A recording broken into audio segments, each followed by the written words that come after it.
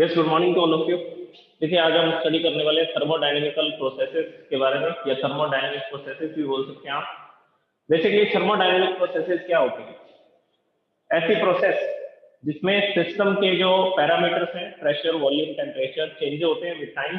Time के साथ साथ अगर प्रेशर, वॉल्यूम और टेम्परेचर, ये तीनों पैरामीटर्स चेंज हो रहे हैं, then that is called thermodynamic process. तब उसको क्या बोला जाता है? तब उसको थर्मोडायनेमिक प्रोसेस बोला जाता है। ओके, तो मैं इसकी डेफिनेशन लिखता हूँ, फिर हम लोग डिस्कस करते हैं कि थर्मोडायनेमिक प्रोसेस कितने टाइप की हो सकती है।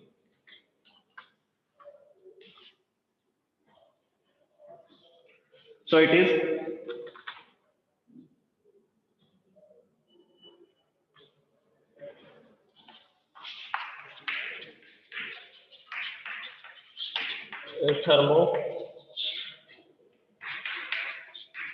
thermodynamical process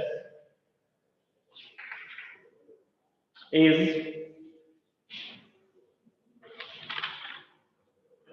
a change in the parameters of a system with time।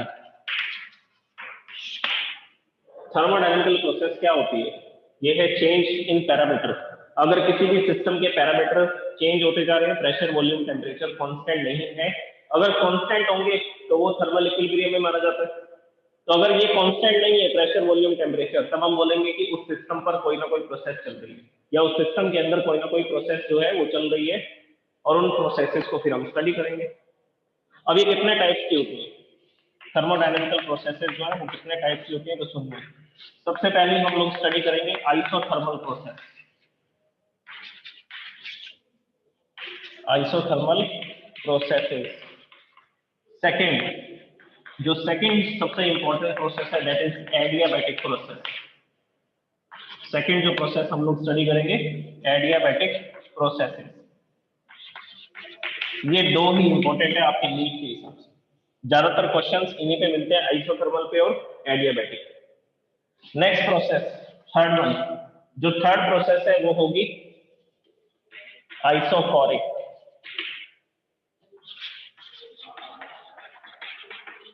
आइसोफोरिक processes. Okay, fourth one isobaric.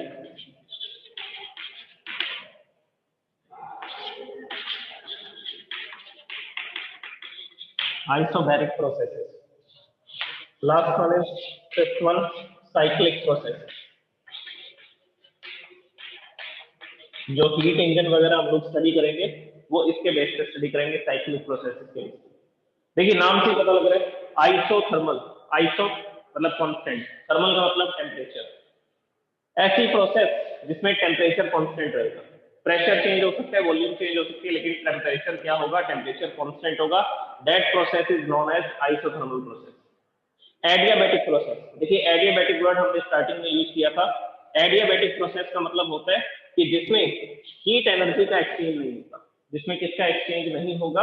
Heat energy का एक्सचेंज नहीं होगा। तो उस प्रोसेस को हम लोग क्या बोलते हैं? एडियाबैटिक प्रोसेस बोलते हैं। इसके नेम को सही करते हैं,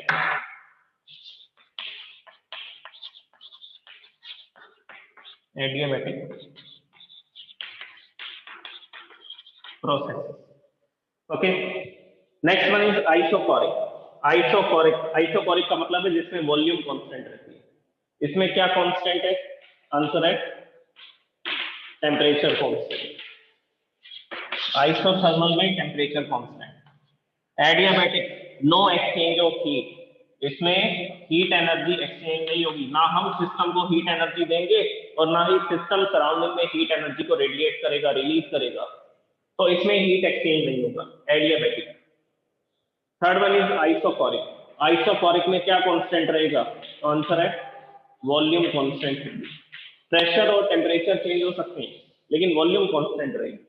नेक्स्ट, आइसोबैरिक। आइसोबैरिक प्रोसेस में प्रेशर कांस्टेंट रहता है। आइसोबैरिक प्रोसेस में क्या कांस्टेंट रहेगा?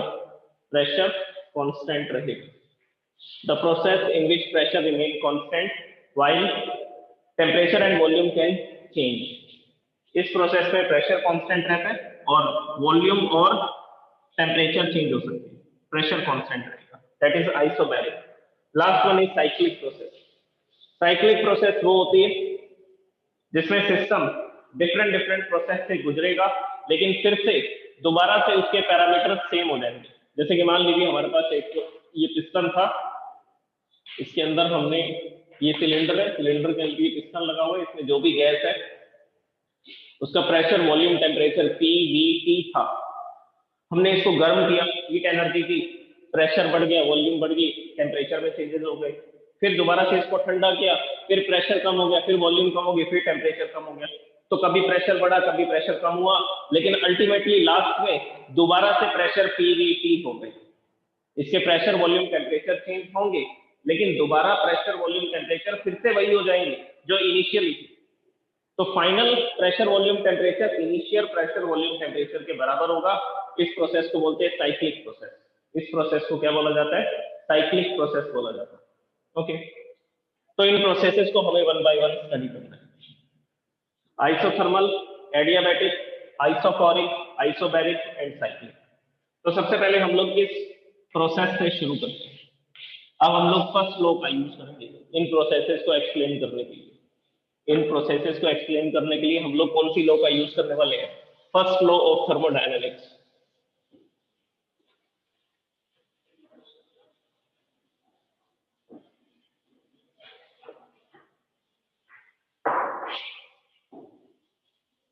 थर्मोडायनेमिक प्रोसेस क्या है? ऐसी प्रोसेस जिसमें सिस्टम के जो वेरिएबल्स हैं, सिस्टम के जो पैरामीटर्स हैं, वो चेंज होते रहेंगे। अगर वो चेंज होंगे तो वो प्रोसेस चल रही होगी। जब वो पैरामीटर कांस्टेंट हो जाएंगे, चेंज ही नहीं होंगे, तब हम बोलेंगे कि यहाँ पर कोई प्रोसेस नहीं चल रही है। Okay, so the next we are going to study the first process. First thermodynamical process is isothermal processes. Definition क्या देंगे? The processes in which, यहाँ पर लिखता हूँ मैं, in which temperature remains constant. In which temperature remains constant while pressure and temperature, pressure and volume can change. Pressure, इसको P से लिख देता हूँ, प्रेशर एंड वॉल्यूम ये क्या हो सकते हैं? ये चेंज हो सकते हैं। ऐसे ही प्रोसेस को क्या बोलते हैं? आइसोथर्मल प्रोसेस बोलते हैं। एग्जांपल क्या लोगे इसका? आइसोथर्मल का सबसे अच्छा एग्जांपल है मेल्टिंग और बॉइलिंग प्रोसेस। मेल्टिंग प्रोसेस में क्या होता है? मेल्टिंग हमने स्टडी किया था लास्ट चैप्टर में। जब कोई सॉलिड लिक्विड में कन्वर्ट होता है तो उस समय पर उसका टेम्परेचर कांस्टेंट रहता है। जब तक पूरा सॉलिड लिक्विड में कन्वर्ट नहीं हो जाएगा तब तक उसका टेम्परेचर कांस्टेंट रहेगा। तब तक उसका टेम्परेचर क्या रहेगा? कांस्टेंट रहेगा। तो वो कांस्टेंट टेम्परेचर की तो प्रोसेस थी, तो वो आइसोथर्मल प्रोसेस है। तो आइसोथर्मल के एग्जांपल क्या लिखोगे आप? Melting process and boiling process, क्योंकि उस प्रोसेस में उसके प्रेशर और वॉल्यूम चेंज होते हैं। प्रेशर और वॉल्यूम चेंज होगा लेकिन टेम्परेचर क्या रहेगा? लेकिन टेम्परेचर कांस्टेंट रहेगा। सो मेल्टिंग एंड बॉइलिंग, ये दोनों इसके एग्जांपल। मेल्टिंग और बॉइलिंग ये दोनों इसके एग्जांपल है आइसोथर्मल प्रोसेस के। अब टेम्परेचर कांस्टेंट रहता है, प्रेशर वॉल्यूम चेंज हो सकती है। अब हम इसके बेसिस पर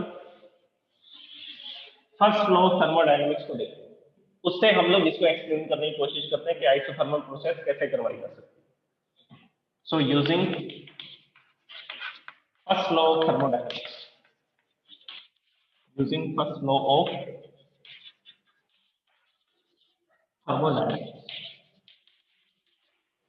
फर्स्ट लॉ में हमने क्या पढ़ा था कि हम किसी भी सिस्टम को जितनी भी एनर्जी देंगे, हीट एनर्जी देंगे dq, वो हीट एनर्जी दो वर्क में खर्च होगी, दो काम करने में खर्च होगी। सबसे पहला उसकी इंटरनल एनर्जी को इंक्रीज करने में, दूसरा वर्क डन करने में। तो जो भी एनर्जी हम सप्लाई करने वाले हैं उससे सिस्टम की इंटरनल एनर्जी बढ़ेगी और सिस्टम वर्क डन करेगा, मतलब एक्सपेंशन होगा। ओके, तो हमने तो ये पढ़ा टेम्परेचर कांस्टेंट रहेगा, टेम्परेचर कांस्टेंट रहेगा तो इंटरनल एनर्जी में तो कोई चेंज नहीं होगा, क्योंकि इंटरनल एनर्जी का फॉर्मूला क्या लिखा जाता है, dq is equal to internal energy is related to temperature, so it is written as ms dt। तो इंटरनल एनर्जी को हमने लिख दिया ms dt, और dw होता है वर्क डन, वर्क डन को हम dw भी लिख देते हैं, p डॉट dv लिखना है तो p डॉट dv भी लिख सकते हैं, ये हमने स्टडी किया है। वर्क डन को क्या लिख सकते हैं, p डॉट dv। जब वॉल्यूम में चेंज होगा तो वर्क डन होगा। ओके, तो इसमें मैं किसकी वैल्यू पुट करूं, 0 इन आइसोथर्मल प्रोसेस। इसमें देखिए नेक्स्ट स्टेटमेंट क्या लिखूंगा, in isothermal process. Isothermal process में हमें पता है चेंज इन टेम्परेचर आएगा 0। In isothermal process dt is 0, change in temperature is 0। क्यों? क्योंकि टेम्परेचर कांस्टेंट रहता है, सिस्टम का टेम्परेचर पहले जितना था बाद में भी उतना ही रहेगा। टेम्परेचर कांस्टेंट रहेगा तो टेम्परेचर में कोई चेंज नहीं होंगे, टेम्परेचर में चेंज नहीं होंगे तो dt 0 लिखा जाएगा। अब इसकी वैल्यू को आप यहाँ पुट कर दीजिए, यहाँ पर dt की जगह पर 0 लिखेंगे तो क्या आ जाएगा, dq is equal to 0 plus vw, because internal energy is not changing, because temperature is not changing. ये dt की वैल्यू 0 है, तभी तो इंटरनल एनर्जी du भी कैसी आएगी, चेंज इन इंटरनल एनर्जी क्या आएगा, 0 आएगा। तो यहां पर हमने dt की वैल्यू को 0 लिख दिया। क्यों लिखा, उसका रीजन आपको पता होना चाहिए, because temperature is constant in the isothermal process, so change in temperature is 0। जैसे ही वैल्यू पुट की ये पूरी क्वांटिटी 0 हो गई। So dq is equal to dw, ये जो dq है, जो भी हम लोग हीट एनर्जी सप्लाई करेंगे वो किसके बराबर आ गया, वो dw के बराबर आ गया, वो dw के इक्विवेलेंट आ गया। तो इसका मतलब क्या हुआ, इसका मतलब ये हुआ कि अगर हम सिस्टम को हीट एनर्जी देंगे तो उससे सिर्फ वर्क डन होगा। हम जो हीट एनर्जी देंगे उससे सिर्फ क्या होगा, उससे सिर्फ वर्क डन होगा, उसकी इंटरनल एनर्जी में कोई चेंज नहीं। अब ऐसा कैसे पॉसिबल है, अब ऐसा कैसे पॉसिबल होगा। अच्छा, इसके सिंबल्स क्या लिखे जाएंगे, प्लस कहाँ लिखेंगे और माइनस कहाँ लिखेंगे, उसको भी डिस्कस करना है हमें। तो हम एक्सपेंशन की बात करते हैं, heat energy given, heat energy supply, हम हीट एनर्जी को सप्लाई करेंगे। तो देखिए अब इस आइसोथर्मल प्रोसेस को समझ लीजिए, ये पिस्टन इस जगह पर था और इसमें जो भी गैस है वो पार्टिकल्स मूविंग है, उनके कारण पिस्टन इस जगह पर रुका हुआ है, इस पोजीशन पर। ओके, और यहाँ का टेम्परेचर हमने नोट किया, the temperature is 22 degree Celsius, 22 degree Celsius इस सिस्टम का टेम्परेचर है। थर्मामीटर से हमने इसको चेक कर लिया। अब हम लोग क्या करेंगे, हीट एनर्जी सप्लाई करेंगे। यहाँ पर लगाएंगे बर्नर, बर्नर लगा करके मैंने इसको हीट एनर्जी देना शुरू किया। कंडक्टिंग वॉल्स है, तो आइसोथर्मल प्रोसेस के लिए नेसेसरी कंडीशन क्या है, इसकी जो वॉल है वो कंडक्टिंग वॉल्स होनी चाहिए, और जो पिस्टन है वो फ्री होना चाहिए, फ्रिक्शनलेस होना चाहिए, वो अपने आप ऊपर नीचे जा सकता है।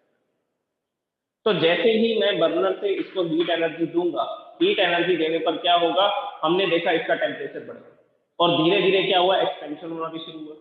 ये पिस्टन इस पोजीशन से, यहाँ पर मैं एरो लगा रहा हूँ, ये पोजीशन है, अब ये इस पोजीशन पर आ ये पिस्टन, तो एक्सपेंशन होगा। अगर यहाँ से यहाँ आ जाएगा पिस्टन तो एक्सपेंशन होगा, और हमने देखा इसका टेम्परेचर 22 डिग्री से बढ़ करके 23 डिग्री सेल्सियस हो चुका है। तो ये तो आइसोथर्मल रहेगी नहीं, टेम्परेचर में चेंज हो गया, 22 से 23 डिग्री सेल्सियस हो गया, 1 डिग्री सेल्सियस टेम्परेचर बढ़ गया, तो हम इसको आइसोथर्मल प्रोसेस बोल ही नहीं सकते फिर तो। अब टेम्परेचर कांस्टेंट कैसे रहेगा, तो आंसर है जैसे ही इसका टेम्परेचर बढ़ने लगेगा हम बर्नर को बंद कर देंगे। जैसे ही इसका टेम्परेचर बढ़ने लगेगा हम बर्नर को क्या कर देंगे, बर्नर को बंद कर देंगे, मतलब कि हीट एनर्जी सप्लाई करनी बंद कर देंगे। अब इस सिस्टम को हीट एनर्जी नहीं मिल रही, अब हम इस सिस्टम को ठंडा होने देंगे। मैंने बोला इसकी जो वॉल्स है वो कंडक्टिंग वॉल्स, इसकी जो वॉल है वो कैसी वॉल है, कंडक्टिंग वॉल है। अगर कंडक्टिंग वॉल है तो ये हीट एनर्जी को सराउंडिंग में रेडिएट करेगा, हीट एनर्जी को सराउंडिंग में रेडिएट करेगा, और सराउंडिंग का टेम्परेचर भी कितना है, 22 डिग्री सेल्सियस। तो ये हीट एनर्जी को सराउंडिंग में रेडिएट कर रहा है, धीरे धीरे फिर से इसका टेम्परेचर कितना हो गया, 22 हो गया। अब फिर से बर्नर को स्टार्ट करेंगे, फिर से बर्नर को स्टार्ट करेंगे, हीट एनर्जी देंगे, हीट एनर्जी देंगे तो ये पिस्टन थोड़ा और ऊपर चला जाएगा, यहाँ पर आ जाएगा, ये फर्स्ट पोजीशन, ये सेकंड पोजीशन, ये थर्ड पोजीशन, तो ये थर्ड पोजीशन तक जा चुका है। और जैसे ही हमने हीट एनर्जी देनी शुरू की, फिर से इसका टेम्परेचर 22 से 23 डिग्री सेल्सियस हो गया, 22 से 23 डिग्री सेल्सियस हो गया। अब फिर क्या करना पड़ेगा, फिर से बर्नर को बंद कर देंगे, हीट एनर्जी सप्लाई करनी बंद कर देंगे। अब हम इस सिस्टम को ठंडा होने देंगे, क्योंकि इसका टेम्परेचर 23 हो चुका है, तो ये धीरे धीरे हीट एनर्जी को रेडिएट करेगा, रेडिएट हीट एनर्जी को लॉस करेगा, तो इसका टेम्परेचर फिर से कम हो जाएगा। फिर से कितना हो जाएगा, फिर से इसका टेम्परेचर 22 डिग्री सेल्सियस हो जाएगा। तो टेम्परेचर कैसे कांस्टेंट रखेंगे, हीट एनर्जी को सप्लाई करेंगे, इसका जैसे ही ऊपर जाएगा, जैसे ही थोड़ा सा टेम्परेचर बढ़ेगा, हीट एनर्जी को सप्लाई करना बंद कर देगा, फिर रुकना पड़ेगा। क्यों रुकना पड़ेगा, क्योंकि इसका टेम्परेचर फिर से कितना करना है, 22 डिग्री सेल्सियस करना है, और ऐसा करने के लिए हमने कंडक्टिंग वॉल्स लगा रखी है। तो ये सिस्टम धीरे धीरे हीट एनर्जी को सराउंडिंग में रेडिएट करेगा। हीट एनर्जी का लॉस होने की वजह से इसका टेम्परेचर जो पहले बढ़ा था दोबारा से 22 हो जाएगा। तो जैसे ही टेम्परेचर बढ़ेगा, हीट एनर्जी देनी बंद कर देंगे और इसको ठंडा होने देंगे, फिर हीट एनर्जी देंगे, फिर थोड़ा सा एक्सपेंशन होगा, टेम्परेचर बढ़ेगा, फिर इसको ठंडा होने का टाइम देंगे, फिर से ठंडा होगा, फिर से टेम्परेचर 22 हो जाएगा। तो ये कैसी प्रोसेस है, तो आंसर है आइसोथर्मल प्रोसेस जो है वो स्लो प्रोसेस है। जो आइसोथर्मल प्रोसेस है वो कैसी प्रोसेस है, वो स्लो प्रोसेस है, धीरे धीरे होगी, हमें रुकना पड़ेगा बीच बीच में, लगातार हीट एनर्जी सप्लाई नहीं कर सकते। अगर हम लगातार कंटिन्यूसली हीट एनर्जी को सप्लाई करते रहेंगे तो इस सिस्टम का टेम्परेचर भी इंक्रीज हो जाएगा। और टेम्परेचर को क्या रखना है, टेम्परेचर को हमें रखना है कांस्टेंट, टेम्परेचर को हमें रखना है constant. So this is the isothermal process. अब इसमें ये देखिए कि अगर टेम्परेचर जब पिस्टन यहां पर था तब टेम्परेचर 22 डिग्री था, अब पिस्टन यहां पर पहुंच चुका है, इस पोजीशन पर आ चुका है, थर्ड पोजीशन पर, अभी भी इस सिस्टम का टेम्परेचर 22 डिग्री सेल्सियस है। तो हमने टेम्परेचर को तो रख दिया कांस्टेंट, लेकिन प्रेशर और वॉल्यूम चेंज हुई, वॉल्यूम इंक्रीज हुई ना, धीरे धीरे वॉल्यूम इंक्रीज हो रही है, पार्टिकल फास्ट मूविंग हो रहे हैं, तो प्रेशर भी चेंज होगा। तो क्या चेंज होगा, प्रेशर भी चेंज होगा। और एक्सपेंशन होगा तो प्रेशर कम हो जाएगा, एक्सपेंशन हो रहा है तो प्रेशर धीरे धीरे कम हो जाएगा और वॉल्यूम इंक्रीज होती जाएगी। तो वॉल्यूम के बढ़ने से प्रेशर कम होता जाएगा, इन दोनों में चेंज होगी, ये तो इंक्रीज होगी, वॉल्यूम तो इंक्रीज होगी और प्रेशर डिक्रीज होगा, प्रेशर डिक्रीज होगा और टेम्परेचर कांस्टेंट रहेगा 22 डिग्री सेल्सियस। तो हमने जो भी हीट एनर्जी सप्लाई की इस बर्नर से हमने जितनी भी हीट एनर्जी सप्लाई की, उससे सिर्फ क्या हुआ, वर्क डन, उससे सिर्फ क्या हुआ, वर्क डन। क्यों वर्क डन हुआ, उसका रीजन क्या है, क्योंकि यहां पर वॉल्यूम में चेंज हुआ। When there is a change in volume, then work is done by the system. अब कौन वर्क कर रहा है, सिस्टम वर्क कर रहा है। It is a slow process, ये आपको याद रखना है, ये कैसी प्रोसेस है, isothermal process is a slow process. अब देखिए वर्क डन कैसे होगा, dq is equal to dw को क्या लिख सकते हैं, p डॉट dv। dv कैसा आएगा, तो आंसर है पॉजिटिव। dv पॉजिटिव क्यों आएगा, क्योंकि वॉल्यूम इंक्रीज हो रही है। यहां पर इसकी वॉल्यूम थी 20 मीटर क्यूब, पिस्टन यहां से यहां जा चुके हैं, इस पोजीशन पे आ चुके हैं, ये फर्स्ट पोजीशन थी, ये सेकंड पोजीशन है, तो वॉल्यूम पहले इतनी थी, अब वॉल्यूम इतनी हो चुकी है, अब इसकी वॉल्यूम हो चुकी है 30 meter cube. So final minus initial 30 minus 20, change in volume dv, dv कैसे निकालेंगे, 30 माइनस 20, 30 माइनस 20 करेंगे तो प्लस 10 आएगा। चेंज इन वॉल्यूम पॉजिटिव है तो वर्क डन भी पॉजिटिव होगा। तो यहां पर dw किसके बराबर होगा, p डॉट dv के बराबर होगा, और ये वर्क डन होगा positive, because system is doing the work. System इस पिस्टन को ऊपर की तरफ लेकर के जा रहा है, सिस्टम के जो पार्टिकल्स हैं वो इस पिस्टन को ऊपर लेकर के जा रहे हैं, so system is doing the work, so work done is positive. हमने हीट एनर्जी सप्लाई की, then heat energy is also positive.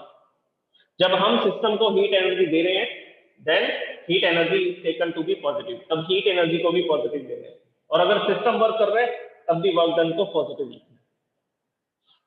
So this is isothermal process, this is isothermal process.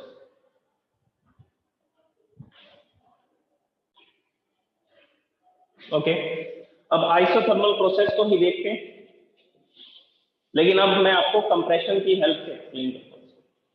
Compression,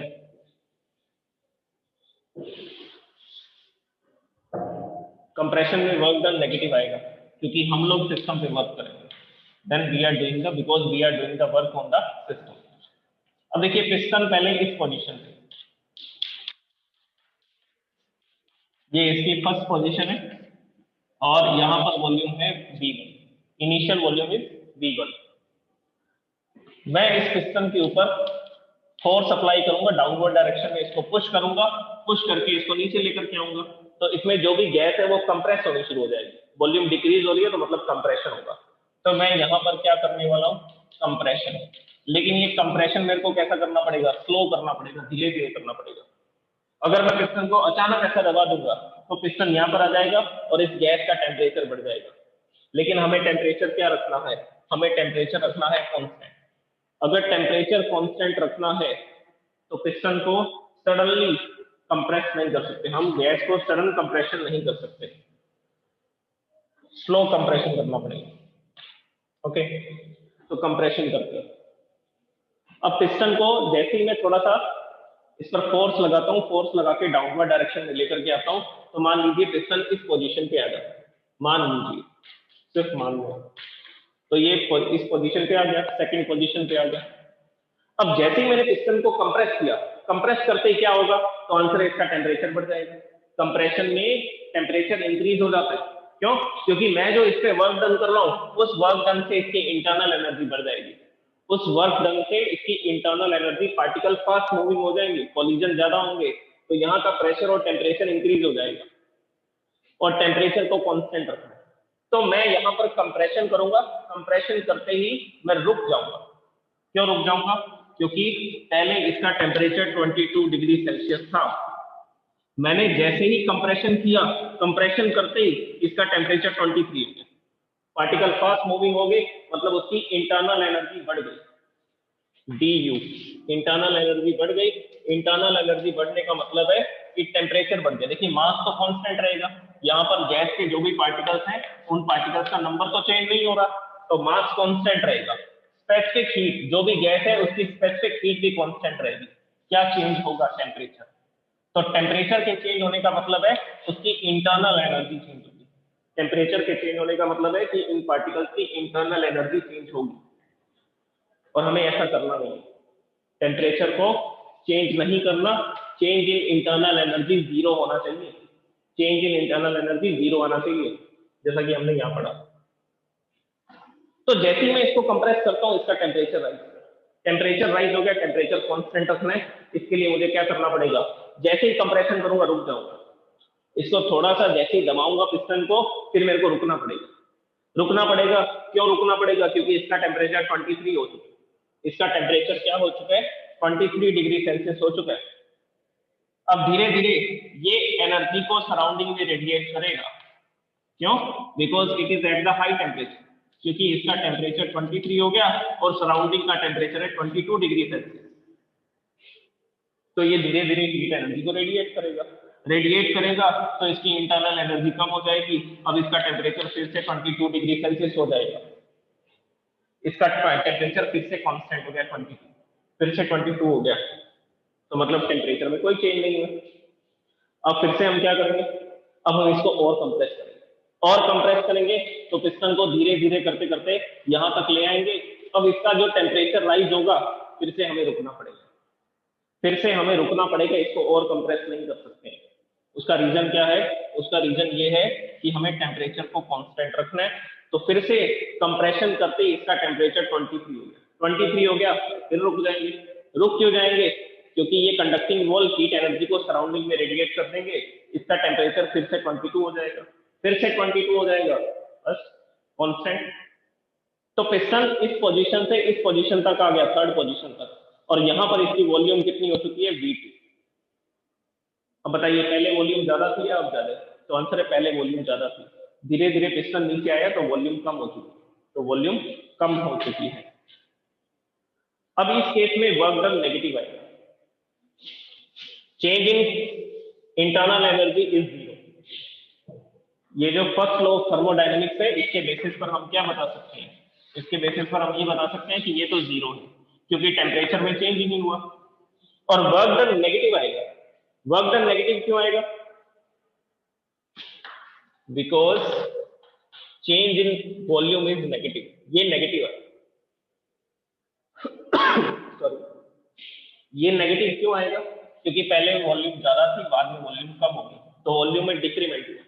अब एग्जांपल सुनिए, पहले volume थी इसकी 30, जैसे ही मैंने compression किया इसकी वॉल्यूम होगी 10, तो फाइनल माइनस इनिशियल निकालो कितना आएगा? ये प्रेशर को P लिखेंगे, इसका जितना भी प्रेशर है, volume, final volume is 10, initial volume is 30, so it will be P into -20, तो वर्क डन कितना आएगा? -20P, तो वर्क डन नेगेटिव आएगा, because we are doing the work on the system. अगर हम सिस्टम पे वर्क कर रहे हैं तो वर्क डन आ रहा है नेगेटिव।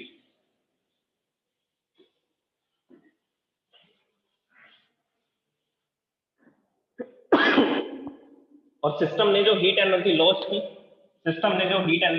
वो dq को भी नेगेटिव लिखा जाएगा, माइनस में लिखा जाएगा।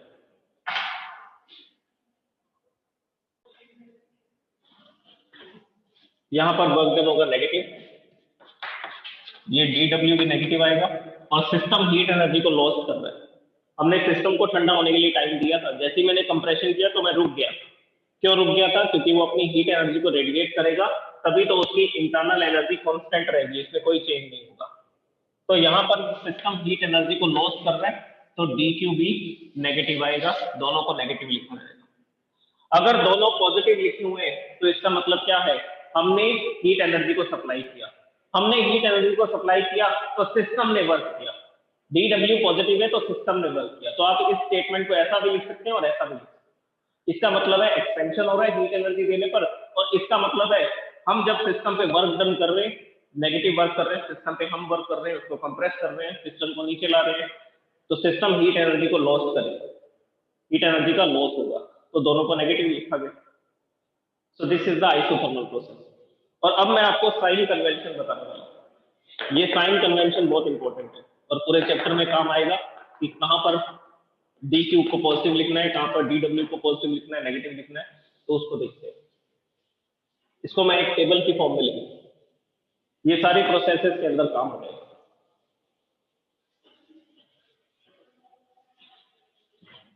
Okay, so I am writing about the sign convention.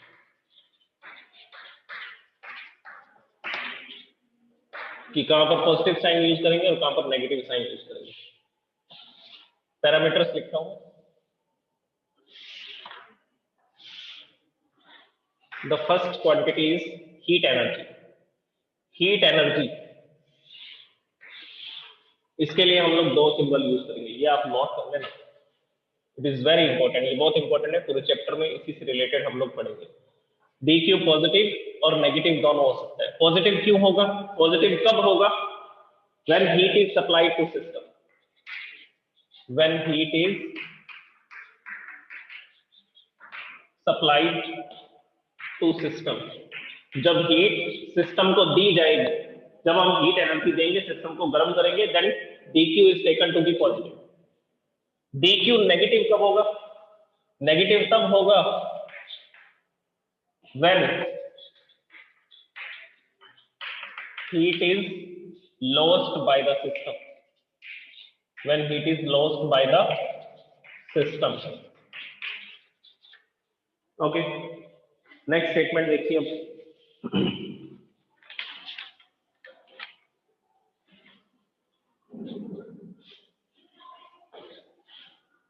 Work done को लिखते हैं। वैसे तो हम लोग इसके बारे में पढ़ चुके हैं, लेकिन फिर भी यहाँ पर अब सबको एक साथ लिखना है तो लिख देते हैं। Work done is taken to be positive when work is done by the system,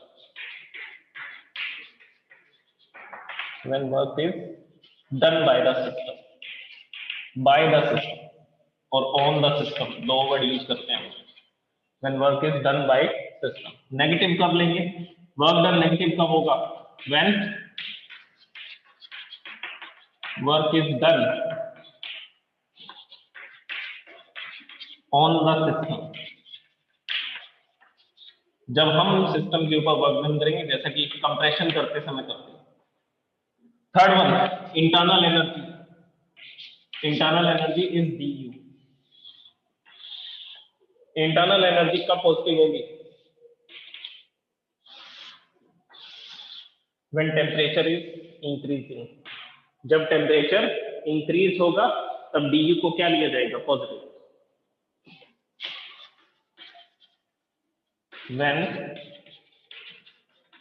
temperature of gas या सिस्टम इंक्रीजेस, जब टेम्परेचर इंक्रीज होगा तो इंटरनल एनर्जी इंक्रीज होगी, क्योंकि मैंने आपको उसका फॉर्मूला बता दिया MST।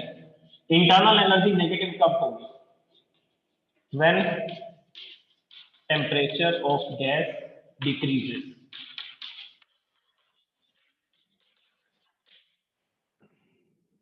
इनको नोट कर लीजिए, you can take the screenshot of this one, कि कब dq पॉजिटिव होता है, कब नेगेटिव होता है, dw को कब पॉजिटिव लिखा जाता है, कब नेगेटिव लिखा जाता है, और इंटरनल एनर्जी कब पॉजिटिव होगी, कब नेगेटिव होगी। जब टेम्परेचर इंक्रीज होगा तो इंटरनल एनर्जी पॉजिटिव होगी, जब टेम्परेचर डिक्रीज होगा तो इंटरनल एनर्जी नेगेटिव आएगी। ओके, अब कल हम लोग डिस्कस करेंगे आइसोथर्मल प्रोसेस में वर्क डन कैसे कैलकुलेट करते हैं, क्योंकि हमने इस प्रोसेस में क्या पढ़ा कि हम जो भी हीट एनर्जी देंगे उससे सिर्फ वर्क डन होगा, इंटरनल एनर्जी में कोई चेंज नहीं होगा क्योंकि टेम्परेचर कांस्टेंट रहेगा। तो जो भी हीट एनर्जी सप्लाई करेंगे वो डायरेक्टली वर्क डन के इक्वल आएगी। अगर मैं 100 जूल की हीट एनर्जी दूंगा तो 100 जूल का वर्क डन होगा, अगर मैं 500 जूल की हीट एनर्जी सप्लाई करूंगा तो 500 जूल का वर्क डन होगा, क्योंकि वो हीट एनर्जी टेम्परेचर को चेंज करने में जाएगी। So this is all about isothermal process. और इसके एग्जांपल क्या बताया मैंने? मेल्टिंग और बॉइलिंग प्रोसेस। उसके अलावा मैंने आपको एक्सपेंशन और कंप्रेशन समझाया, जिसमें टेम्परेचर को कैसे कांस्टेंट रखा जाता है। उसको स्लोली कंप्रेस करेंगे तब भी टेम्परेचर कांस्टेंट रख सकते हैं, अगर उसको स्लोली एक्सपेंड करेंगे तब भी टेम्परेचर को कांस्टेंट रखा जा सकता है। और कंडक्टिंग वॉल्स की जरूरत पड़ेगी सिस्टम में, ताकि वो हीट एनर्जी को लॉस्ट कर सके या हीट एनर्जी को गेन कर सके टेम्परेचर को कांस्टेंट रखने के लिए। Thank you so much.